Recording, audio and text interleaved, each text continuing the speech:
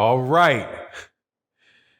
Luis Ortiz says that the fight between him and Deontay Wilder is not going to go to distance. It is a very, very big, very, very good fight, man, that everybody's going to watch, even if you lie and say that you're not. Let's talk about that fight that's coming up in November in this video.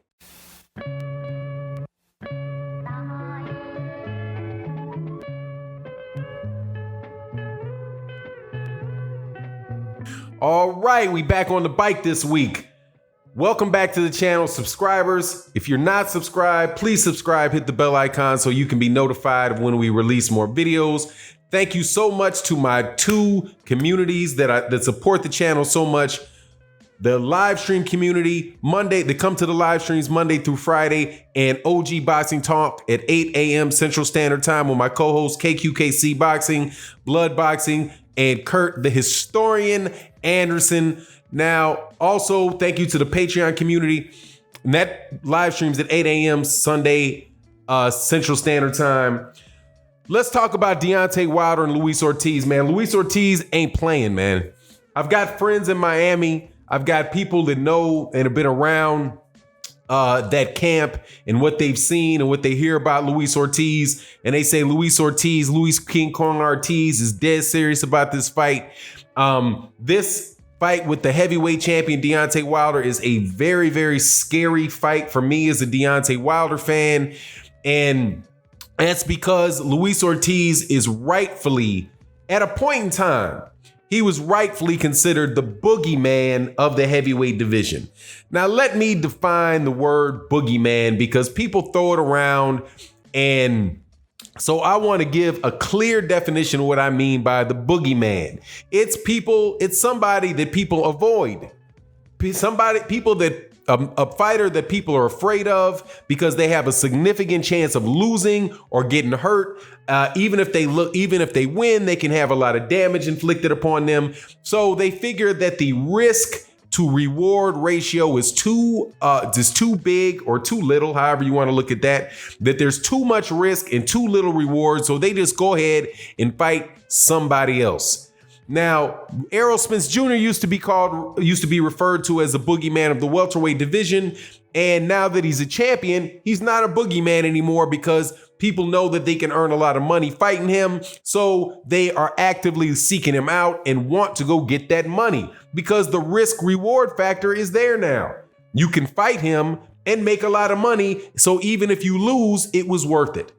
That is not the case, has not been the case for Luis Ortiz. Luis Ortiz, nobody wanted to fight or nobody has fought Luis Ortiz. Now, there is conversations about Anthony Joshua and whether Eddie Hearn had offered money to Luis Ortiz. Luis Ortiz said he never saw an offer. So there was a lot of back and forth about that one. But I'll give, just for the sake of argument, I'll give Anthony Joshua credit for wanting to fight Luis Ortiz at one point in time. However, it wasn't the case when Luis Ortiz was the mandatory for Anthony Joshua, nor was it the case when Vladimir Klitschko had an opportunity to fight him, and the WBA could have ordered a fight between Vladimir Klitschko and Luis Ortiz. Look, man, none of these other guys have fought him. Joseph Parker's not fought him. Dillian White avoided fighting him on several occasions. Nobody's seeking this guy out. The only person that's seeking him out is probably the second most. There goes my dog, right on time. But we're gonna talk right through him. The second most avoided fighter in the heavyweight division, which ironically is a heavyweight champion in Deontay Wilder. Now, Deontay Wilder has been avoided by people that actually do not have belts. So here you have two of these extremely talented fighters about to fight one another. The first fight that these guys had was spectacular. I think I can't recall exactly how far the fight went, but I think that it was probably to date Deontay Wilder's toughest fight. And being Deontay Wilder's toughest fight, for him to go back in when he doesn't have to, says a lot about Deontay Wilder. It also says a lot about Luis Ortiz. This is no situation where you know who who is going to win that fight. If you recall in the first fight, Deontay Wilder actually I think he was in the most trouble that I've seen him in a fight. There's a lot of people that believe that Tyson Fury beat Deontay Wilder. I personally do not, because I scored the fight for Deontay Wilder. I don't think that Tyson Fury did much of anything in the first 5 rounds, and there were a lot of swing rounds in that fight. And I think Deontay Wilder in the early part of the fight won those rounds because he was throwing jabs that were connecting to the body, and he was pushing forward for the fight. Tyson Fury, on the other hand, really didn't do much. Now, there were some rounds that Tyson Fury definitely did win, but the combination of that and the fact that Tyson Fury got dropped 2 times, the fight wound up being a draw, and that's what it is. But there was no point in time in that fight where Deontay Wilder was ever hurt, or where Deontay Wilder was really in any risk of being knocked out. It was just more of a fight where people think that Tyson Fury won more rounds.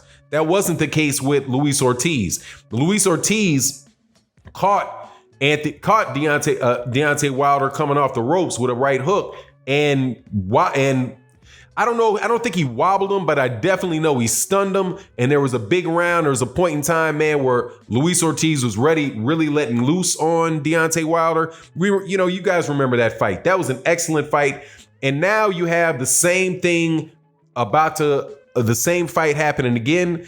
Luis Ortiz is saying this fight's not going the distance. I have to believe for Luis Ortiz, if Luis Ortiz is saying that now, and it's not just hype, right? Where there's something that he's actually going to do where he believes that'll allow him to knock Deontay Wilder out. It's going to be one where he has to take more risks.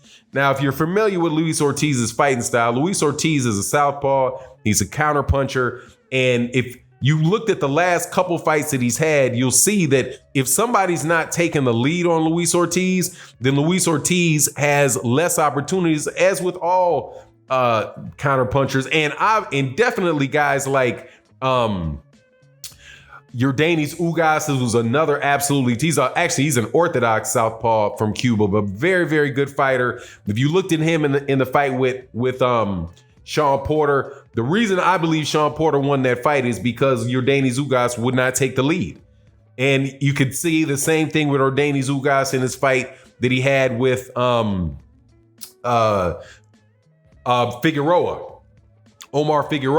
But Omar Figueroa was continually leading, so Yordenis Ugas had plenty of chances to counter. Now, if Luis Ortiz is really pushing the fight and leading the fight against Deontay Wilder, and being very, very aggressive with Deontay Wilder and trying to get on the inside of Deontay Wilder, take his length away from him, then I think he's got a legitimate chance to get something done because Luis Ortiz has so much power. But the problem with that is that it's not Luis Ortiz's style. Luis Ortiz is a counterpuncher, and for him at this late stage in his career to change the way that he actually fights against a guy that is already proven that he has enough power to hurt him, that's a dangerous proposition. But if he does it, I believe for sure that his prediction of the fight not going the distance will come true. And that being that Deontay Wilder is going to knock him out. Truth be told, the bell kind of saved Luis Ortiz in the first fight. I believe that it was maybe either the third or the fifth round of the fight of their first fight, where Deontay Wilder knocked down Luis Ortiz. And the first time he knocked down Luis Ortiz got up, but then there might have been another 5 seconds left in the round. And so Luis Ortiz went back, set back down in his corner, and had a chance to clear his head. Not quite sure if that would have been the case if that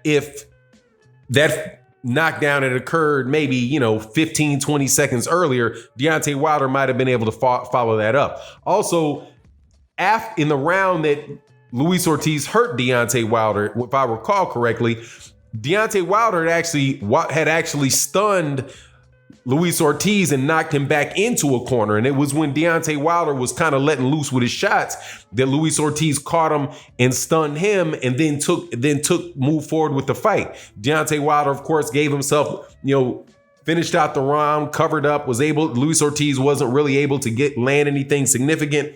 Deontay Wilder then let his head clear and then went out and proceeded to get the knockout. But man, any way it goes, this fight is a cannot miss fight. And anybody acting like they're not interested or they don't want to see this fight, man, it's just, I gotta wonder whether you just saying something that you don't really believe or you just don't really like the sport of boxing, because this is going to be an excellent fight between the two heavyweight boogeymen. Let me know what you think in the comment section about the fight. Do you think that there'll be a knockout or not? And with that, I'm out. Peace.